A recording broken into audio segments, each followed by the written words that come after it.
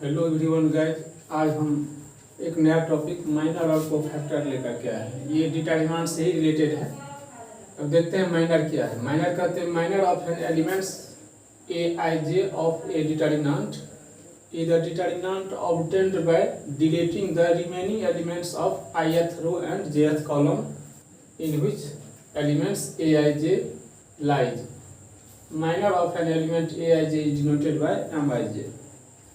अब किसी भी डिटरमिनेंट का माइनर, किसी भी डिटरमिनेंट के किसी एलिमेंट्स जैसे ए आई जे का माइनर हम निकालते हैं तो वह डिटरमिनेंट होता है जो उस एलिमेंट्स ए आई जे के रेस्ट, जिस रो में पड़ेगा ए आई जे उस रो के रेस्ट एलिमेंट, और जिस कॉलम में पड़ेगा उस कॉलम के रेस्ट एलिमेंट को डिलीट करने के बाद जो एलिमेंट्स बनता है उसकी डिटरमिनेंट को हम एम आई जे से इंडिकेट करते हैं और उसको उस एलिमेंट्स का माइनर कहा जाता है। जैसे यदि किसी डिटरमिनेंट जिसका ऑर्डर n है और वह यदि 2 से बड़ा या बराबर है तो उसके किसी भी एलिमेंट्स के माइनर जो होगा, माइनर एक डिटरमिनेंट ही होता है, तो वह उसका ऑर्डर जो होगा उस पहले वाले डिटरमिनेंट के ऑर्डर से एक कम होगा।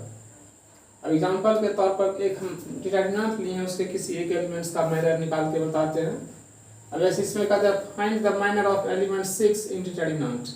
ये डिटरमिनेंट है जिसका फर्स्ट रो हुआ 1 2 -3 4 5 6 -2 1 4। इसका एक एलिमेंट है 6, तो इसका हमें माइनर निकालना है। अच्छा, तो 6 एलिमेंट्स है सेकेंड रो और थर्ड कॉलम, यानी ये एलिमेंट है A2 3। जैसे कि जानते हैं ए आई जे में आई होता है नंबर ऑफ रो और जे होता है नंबर ऑफ कॉलम। इसमें नंबर ऑफ रो हो गया 2 और नंबर ऑफ कॉलम हो गया 3। ये एलिमेंट हुआ A2 3 यानी सेकेंड रो और थर्ड कॉलम का। अब जैसे कि डिफिनेशन में बताए थे, किसी डिटरमिनेंट के किसी एलिमेंट्स का जो हम माइनर निकालते हैं तो वह एलिमेंट्स जिस रो और जिस कॉलम में पड़ता है उस रो और कॉलम के रेस्ट एलिमेंट को हम लोग डिलीट कर देते हैं। उसके बाद जो बचता है उसको डिटरमिनेंट के फॉर्म में लिखते हैं, वही उस एलिमेंट्स का माइनर हो जाता है। जैसे एग्जांपल के तौर पर 6 का हमें माइनर निकालना है, इसका माइनर हमें निकालना है, तो ये पड़ता है थर्ड रो में, सेकेंड रो में और थर्ड कॉलम में। तो इसको हम इस रो का रेस्ट एलिमेंट ये है और इस कॉलम का रेस्ट एलिमेंट ये है -3 4। तो बच गया 1 और 2 और -2 1। इसका माइनर हो गया 1 2 -2 1। और किसी भी एलिमेंट जैसे A23 के माइनर को हम M23 से लिखेंगे, कैपिटल M23 से। और ये भी माइनर किसी डिटरमिनेंट के किसी एलिमेंट्स का माइनर भी एक डिटरमिनेंट ही होता है। और जैसे यहाँ बताए थे, यदि किसी डिटरमिनेंट का ऑर्डर n यदि 2 से बड़ा या बराबर हो तो उसके किसी भी एलिमेंट्स के माइनर का जो डिटरमिनेंट होता है वह उससे एक कम होता है। जैसे इसका ऑर्डर है 3/3, 3 ठो रो और 3 ठो कॉलम। इसके किसी एलिमेंट 6 का जो डिटरमिनेंट हुआ 3 से एक कम है, 2/2 का हुआ। अब इसका वैल्यू निकालते हैं, तो ये तो डिटरमिनेंट हो गया। इसका वैल्यू हम लोग जानते हैं कैसे निकालते हैं। पहले डायगोनल एलिमेंट्स को मल्टीप्लाई कर देते हैं, उसके बाद माइनस कर देते हैं नॉन डायगोनल एलिमेंट्स को मल्टीप्लाई करके। तो ये 1 × 1 1, आइए -2 × -2, minus minus plus 1 + 4 = 5।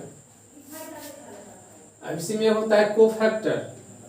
Cofactor of an elements a i j of a determinant is denoted by a i j और सी आई जे। किसी भी डिटरमिनेंट के किसी एलिमेंट्स का कोफैक्टर जो होता है, जैसे मान लीजिए ए आई जे एलिमेंट्स का कोफैक्टर निकालना है तो उसके कोफैक्टर को हम ए आई जे और सी आई जे से इंडिकेट करते हैं। जैसे मान लीजिए कोई एलिमेंट्स ए आई जे है डिटरमिनेंट का, ए आई जे का कोफैक्टर होगा, उसको डिनोट करेंगे हम ए आई जे और सी आई जे। यहाँ पर है small A i J. Small A i जे का मतलब हुआ डिटरमिनेंट का कोई एलिमेंट्स, और कैपिटल ए आई जे का मतलब हुआ उस डिटरमिनेंट के उस एलिमेंट्स का कोफैक्टर हुआ। किसी किसी बुक में ए आई जे से, किसी किसी बुक में सी आई जे से इंडिकेट करते हैं कोफैक्टर। और ये कोफैक्टर का फार्मूला होता है, जैसे कोई एलिमेंट्स ए आई जे है तो उसके कोफैक्टर का फार्मूला होता है -1 की पावर i + j और इंटू उस एलिमेंट्स का माइनर, यानी -1 की power i + j into m/j। और जैसे कि जानते हैं i होता है नंबर रो और j होता है नंबर ऑफ कॉलम। अब इस एग्जाम्पल के तौर पर एक डिटरमिनेंट लिए हैं, उसके हर एक एलिमेंट्स का माइनर ऑर्डर कोफैक्टर निकालना है।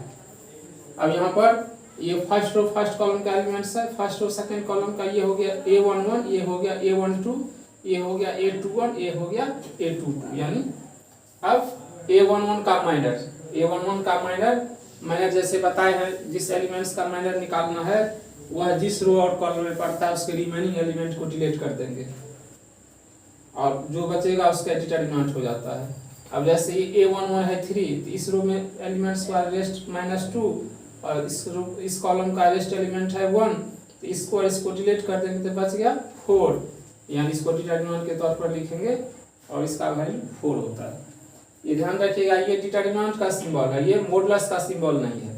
और जैसे कि बताए थे मॉडुलस और डिटरमिनेंट में अंतर, यदि कोई टर्म मैट्रिक्स के रूप में रहेगा इस बीच में तो हो जाता है डिटरमिनेंट, और कोई दूसरा फंक्शन लीनियर या न्यूमेरिकल वैल्यू रहेगा तो हो जाएगा मॉडुलस हो जाता है।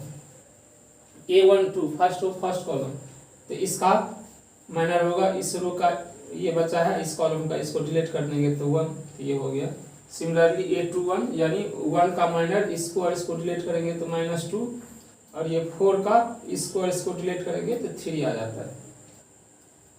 अब इसका कोफैक्टर हो जाएगा, जैसे फार्मूला भी बताए हैं, -1 की पावर i प्लस j, यानी रो प्लस कॉलम की संख्या i इंटू MIJ। तो यहाँ पर A11 first row first column का है, तो इसका कोफैक्टर हो जाएगा -1 की पावर 1 प्लस 1 इंटू M11, और M11 4 आया है, ये माइनस की पावर इवेंस होने पर ये प्लस हो जाता है, तो ये आ गया 4। यहाँ पर A12 तो -1 की पावर 1 प्लस 2 और हो गया, और M12 का वैल्यू बैठा देंगे तो M12 का वैल्यू है 1, तो यहाँ से माइनस और यहाँ से 1 यानी -1। सिमिलरली इसका कोफैक्टर हो जाएगा -1 की पावर 2 प्लस 1, M21 तो M21 है -2, और यहाँ से माइनस तो माइनस प्लस, इस प्रकार से इसका भी आ जाएगा। अब एक एग्जांपल लिए हैं, using cofactor of second row find the value of determinant.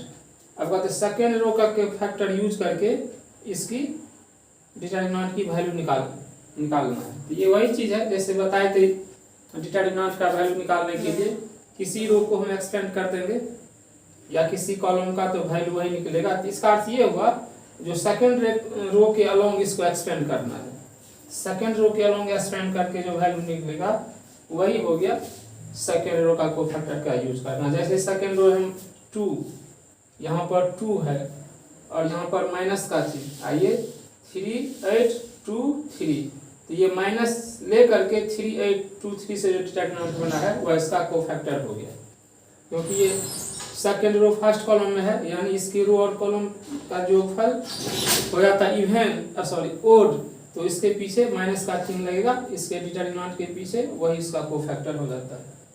ये तो 0 ही है। अब ये 1 सेकेंड रो और थर्ड कॉलम, तो 2 प्लस 3 हो गया ओड, तो -1 की पावर ओड होता है तो साइन हो जाता है माइनस, तो ये माइनस और ये लेकर के इस 1 का कोफैक्टर हो गया। तो वही चीज है, सेकेंड रो के अलोंग एक्सपेंड कर दीजिए तो वही हो गया सेकेंड रो कोफैक्टर यूज करके वैल्यू निकालना। और इससे हो गया जो पहले ही बता चुके हैं इस प्रकार से, ये माइनर और कोफैक्टर का कंसेप्शन क्लियर हो गया, और इससे रिलेटेड ये क्वेश्चन भी कर सकते हैं। अब नेक्स्ट वीडियो में अगला चीज